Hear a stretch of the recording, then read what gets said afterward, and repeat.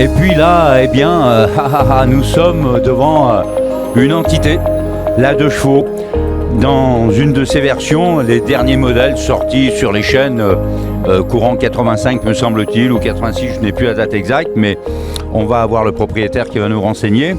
Et il y avait le modèle Charleston, et puis ils avaient sorti la Dolly, avec cette couleur, ces liserés, vraiment très très agréable, avec toujours évidemment l'intérieur un petit peu évolué bien sûr, vous voyez, regardez,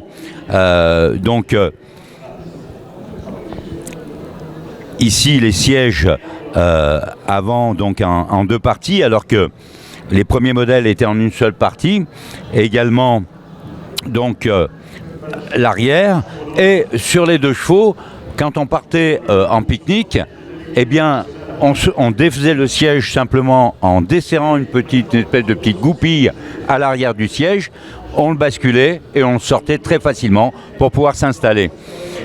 Là, ici donc devant, eh bien le capot est ouvert. Bon, évidemment nous sommes dans les derniers modèles, donc il y a un filtre à air qui a changé, il n'est plus en fer mais en plastique pardon, mais par contre les éléments de chauffage n'ont pas changé, toujours le même système que Porsche d'ailleurs utilisait jusqu'à il y a encore très, très récemment, avant que les refroidissements chez Porsche soient devenus à eau, puisque les moteurs étaient également des moteurs flat, c'est-à-dire des moteurs à plat, et on récupère les gaz d'échappement pour réchauffer l'air de cet échangeur qui va directement dans l'habitacle. Voilà, c'était d'une simplicité enfantine, mais avec une technologie quand même très avancée, puisque à l'époque, elles avaient déjà les freins à disque, ce qu'on appelle inboard. Inboard, c'est-à-dire que les freins à disque sont directement à la sortie de la boîte à vitesse. C'est donc un freinage d'une efficacité redoutable.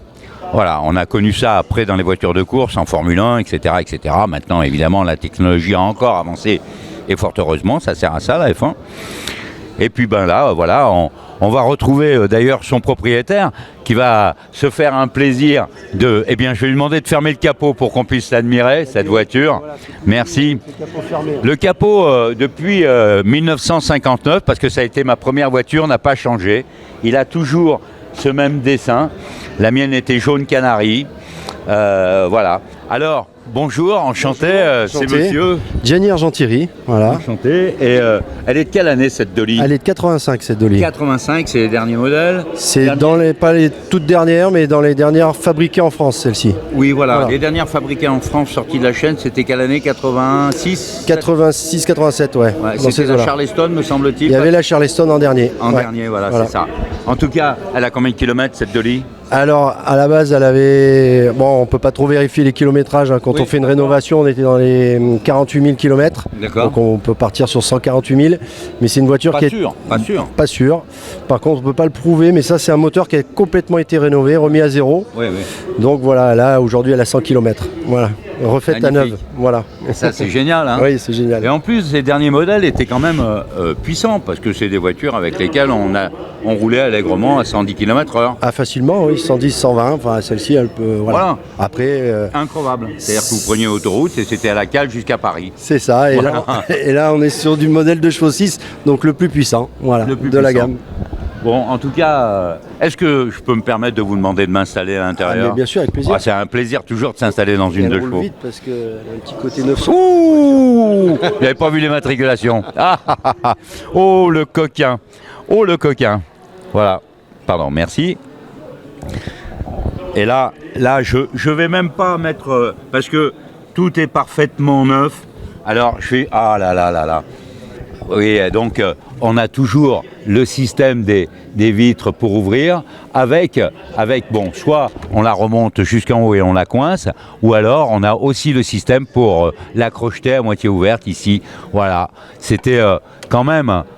C'était très très ingénieux. Et encore une fois, je vous ai parlé des freins tout à l'heure, ils étaient très avant-gardistes chez Citroën. Mais Citroën, André Citroën a toujours été. ça a été un précurseur dans beaucoup de choses dans l'automobile. Bon, bien après, évidemment, les frères de Dion et Wouton, mais bon, malgré tout, un homme qui quand même nous a enrichi notre patrimoine automobile d'une manière extraordinaire. Nous le remercions d'avoir rejoint la France, du moins ses parents, puisque lui il a commencé, André Citroën, à faire la mécanique au fond du jardin, dans une petite cabane, et c'était des réfugiés donc qui étaient d'origine juive. Voilà, enfin d'origine juive, ça c'était l'origine d'Israël, pardon. Donc vraiment on remercie cet homme qui aujourd'hui nous regarde, c'est certain, et nous entend bien. Voilà mesdames et messieurs. Waouh!